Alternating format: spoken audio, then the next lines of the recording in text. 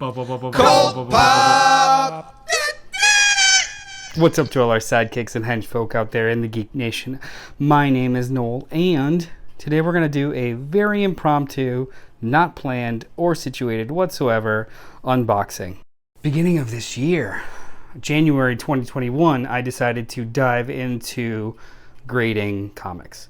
I had a handful of keys or things that I anticipated to be key issues, and I wanted to see what CGC is all about. So I went through the process, I got the membership, I learned about things, I decided how to proceed, and then finally sent out this first batch of 7 books on end of January, and they were received, opened and received at CGC in Sarasota, Florida on February 10th. Today is July 21st. Turnaround time is high, but got my first batch.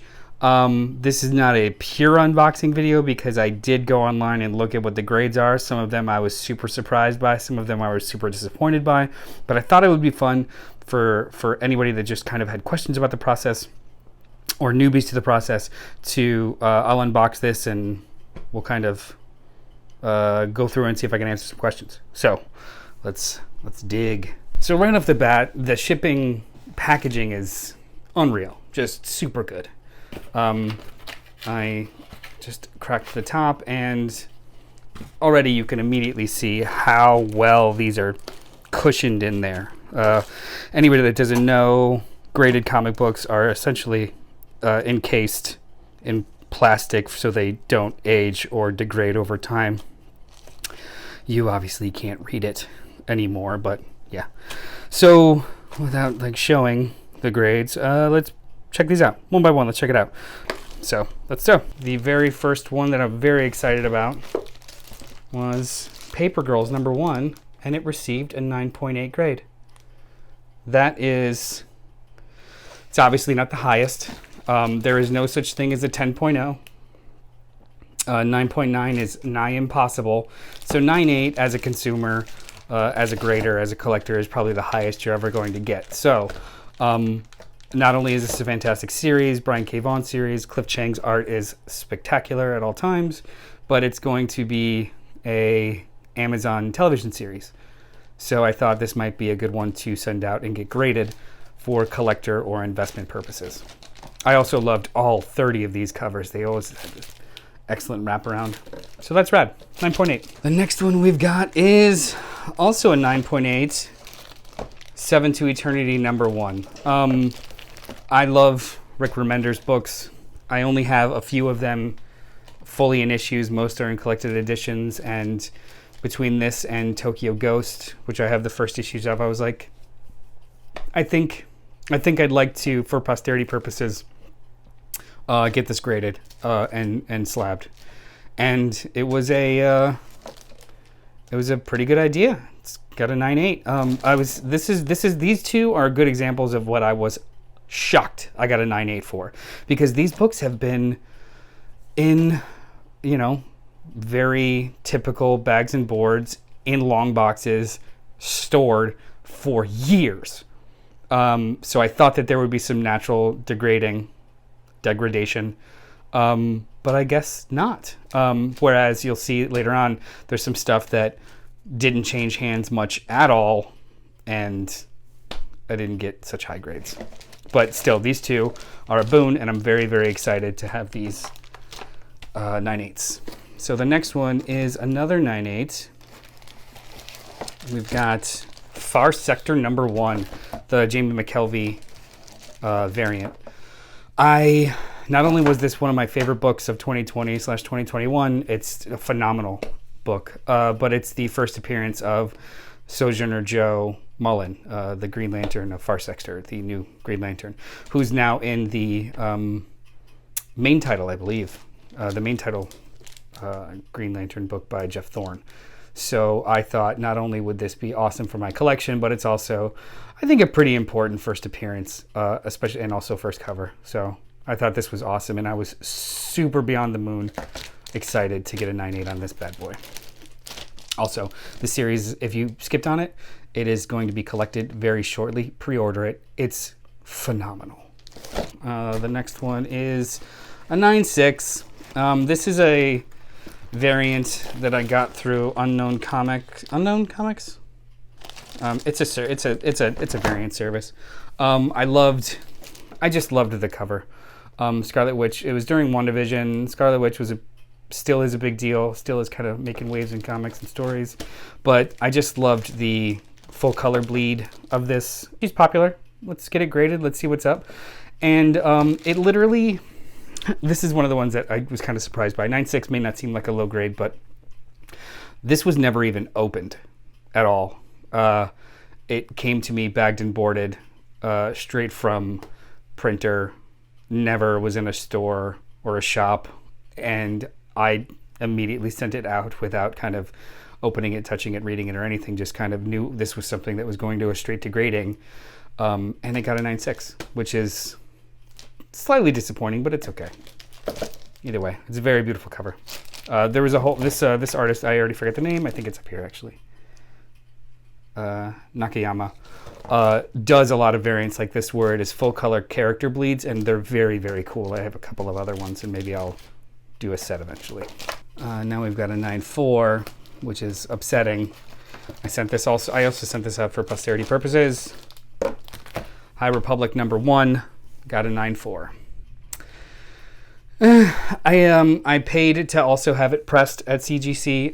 The process of pressing a comic book is essentially applying heat to it delicately in order to diminish any creases or manhandling of the book that's, minimal. And I guess it just didn't work. So up here it's got first appearances. Oh yeah, I should talk about the notes.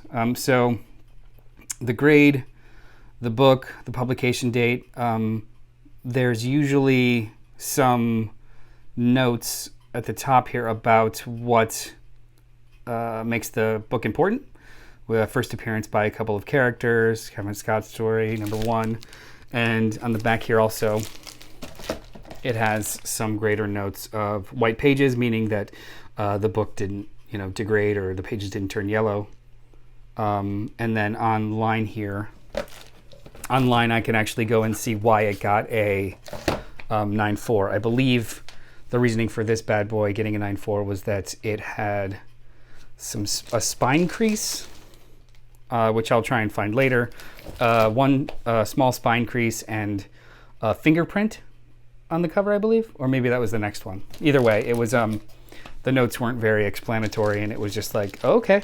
So these are humans grading these, so sometimes the grade is arbitrary. Either way, still classified as near mint, still a first issue of High Republic, completely out of print, everything as well.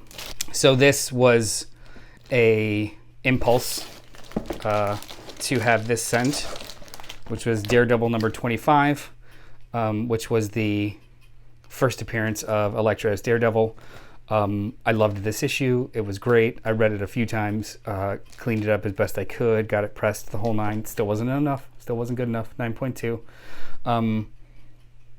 This one was upsetting to me, because this was something that I wanted to keep, but that's all right. I was mildly shocked about the grading of this one because I treated it with the same scrutiny sending in as I treated everything else, but for some reason this one just didn't make the grade, didn't make the cut.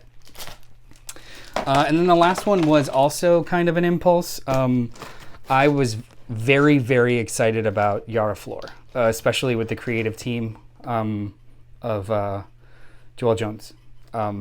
So all the future state stuff, that was what I was most excited about. And those 2 issues were spectacular. The current series is great.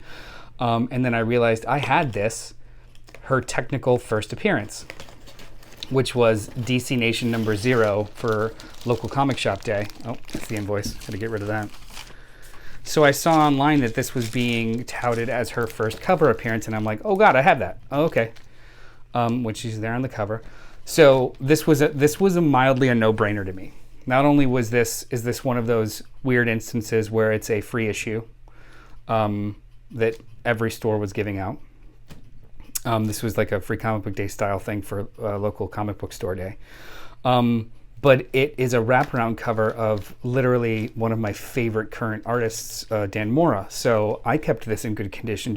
I was just gonna frame it eventually for my office because I love this artist. I love Yara Flor, and this was just cool. And then I saw that people were kind of clamoring for it because it was the first cover appearance. So I at the last minute, I tacked this issue onto the whole batch, and it came back a 9.8, which is super awesome. Yeah, wraparound cover, Dan Mora cover. Get that on the back, the code. Yeah, I thought this was super rad. I am over the moon that these first three, Far Sector, Seven to Eternity, and Paper Girls, got 9.8s. I think that's better than I could have imagined. The 9.6, the 9.4, and the 9.2 were a little disappointing, but I think I all but emotionally made up for it with the 9.8 Future State Zero. I think that's fun. So in closing, is this worth it? I don't know. I think it's fun as a collector. I will be completely honest. This is kind of like I kind of approached this whole CGC thing as I'm going to try it for a year. The things that I select or choose to get graded over other things, half of them are things I want to keep. Half of them are things that with the intention to sell to fund the other half, you know, like as most collectors should do, or enjoyers of a hobby, you should, if you can, let the hobby kind of fund itself. So I buy a book. If I've read it and I know I'm never going to read it again, you know, I'll sell that on the secondary market to fund the next book or another book that I'm looking at. I kind of am approaching these the same way. There are some that are eventually going to go on the wall, and I'll have them for forever or in perpetuity. And then there's some that I will just slab to resell to fund the next kind of grade. That's kind of my rationale. We'll see if it works this year. If it doesn't, then I won't re-up my membership and we'll go from there. But yeah, this is the first batch. Hopefully in the next month, there'll be another one and another one. I think I'd send out 4 total at the first half of this year. So by the second half of this year, this will be the first of 4. And I got some really exciting things in there that I hope get higher than 9.2s. But yeah, if you like this video, be sure to like, comment, subscribe. Sorry about the jerky nature of it, but I mean, I wanted to just get it out as fast as possible because this is some new territory and exciting stuff. But yeah, also if you have more questions or questions about CGC, about grading, about CBCS, anything that you would like to see me cover in a future video, or how to really do this or not do this, there are other YouTubers that have done great jobs that I kind of followed. But if you have direct questions, let me know. Thank you for joining me today. I will talk to you guys later. Be sure to like, comment, subscribe. Let us know in the comments what you think, or if you have unsolicited actually, I'm soliciting your opinion now. So if you have opinions about anything or anything you'd like to see on the channel, please let me know. And hopefully this is the beginning of a bunch of new content that we'll be sharing on the channel now that we're all moved in and have cool backgrounds to play with. But yeah, thank you guys. Have a good one. Bye-bye. CultPop!